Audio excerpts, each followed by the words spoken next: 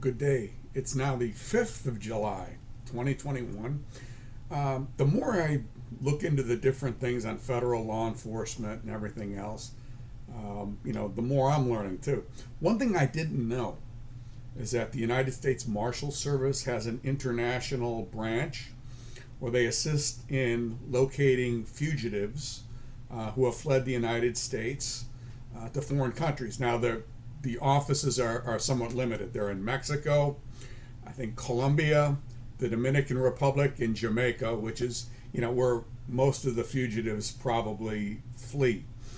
Now, you would think, it has to be all drug cases, right?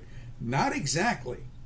Back in mid-April, a woman in Georgia disappeared, Rosanna Delgado, and they found her body several days later, and she had been murdered. And the Georgia Bureau of Investigation went to a judge and got warrants for several individuals, most of whom were, Mexican nationals. And you would think you're never going to see these people again, and that's what I always thought with DEA. Whenever we had a warrant for somebody, they fled across the river to Mexico. You're never going to see them again. When I was in El Paso or when I was in Miami, they flee the country. You keep the case open. They're declared fugitives. They're delegated to the Marshal Service, but these countries aren't going to extradite the people. Well, a very interesting case. First, I'm going to put on a very short video on just the disappearance and the murder of the woman, and then some very good news as to the location of the fugitives, the cooperation by the Mexican government, and the involvement of the U.S. Marshals in making the arrest in this case. Now, new developments in the story we brought you just last night. The GBI has now identified a body found earlier this week as 37-year-old Rosanna Delgado. The Austell woman was a mother of two and a new grandmother. Now, murder warrants have been issued for 4 suspects. 11 Alive's Mara Siriani has the latest. Chilling surveillance video from a Ross in Chambly last Friday shows some of the final moments Rosanna Delgado was seen alive. Now, 26-year-old Oscar Manuel Garcia of Austell, 30-year-old Megan Colon of Stone Mountain, 29-year-old Mario Alberto Barbosa Juarez of Oklahoma City, and 35-year-old Juan Rodriguez of Gainesville are all wanted for murder. The GBI says around 7 a.m. Tuesday, deputies with the Gilmer County Sheriff's Office conducted a welfare check at a home in Cherry Log. There, they found Delgado's body. Investigators say she had been reported missing 4 days earlier in Barrow County and had last been seen in DeKalb County on April 16th. That night, close friends say she called her husband right before picking up a person while driving for Lyft, and it was the last time he heard from her. There's a lot of other young Latina women living in the area, a lot of them doing Lyft driving, a lot of, Venezuelan immigrants do taxi work. There's just a fear swooping the community right now. Investigators believe the 4 suspects may no longer be in Georgia. They also think there's a 5th suspect involved who has not yet been identified. Authorities say Colon may be using the alias Grace Beta. She's believed to be traveling with her underage children.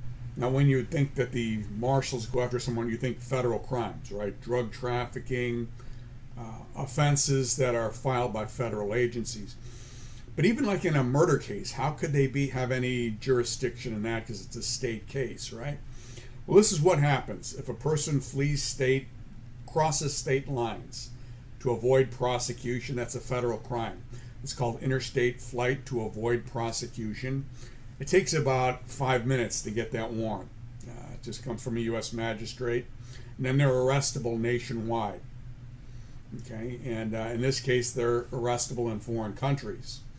And what I've got next is that one of these suspects was in fact arrested in Mexico by the U.S. Marshals and then extradited, and that is the proper word, to California, and then he'll be removed to Georgia. Good news, one of these guys was arrested in Durango, Mexico on the 26th of June by the U.S. Marshal Service from Atlanta and San Diego. So they're apparently working with the Marshal's office in Mexico, their liaison, and he was arrested in Durango, Mexico. He's already been extradited to the United States, which is very unusual. He's in California, and then he's pending removal to Georgia. So that's very interesting and really good work. And when I look at the the various web pages, there are a lot of these cases where people who are wanted for murder, even foreign nationals, and you think of Mexico and countries like that, they're very, very loath to send their citizens back to the U.S. I mean, when you think of El Chapo, people like that, they don't want to do it. But with violent crimes, they do, in fact, work with us, and they work with the Marshal Service, and that's something I wasn't aware of, and actually I was told that they went out actually with the Mexican police, that U.S. handcuffs were placed on him. I'm sure he's happy to get out of the Mexican jail system and be in California, but I'm not too sure he's going to be happy with the sentence he ultimately gets in Georgia. So there you have it. I mean, something you learn every day. I didn't know that. They can cross, that they have offices in foreign countries, that they work with foreign governments to bring at least violent criminals to justice in the United States. So hopefully this has been informative for you. I think of all of the agencies, in the federal government, the federal law enforcement agencies, and I'm looking at them right now. I'm reading the DOJ strategy and everything else. The one that seems to be the least or the most insulated from politics. Okay. No administration would ever use a law enforcement agency for political purposes, right? Well, the Marshals, they would be the ones that are the most insulated because they chase fugitives. There's not a whole lot you can do with that. With the FBI, there are some things that, as you could have seen if you watched a previous video I did, there's things that they can do. They can chase, domestic extremists who may or may not be domestic extremists. Maybe they just support the opposition, But the Marshals, again, courthouse security, arresting fugitives, it's very simple.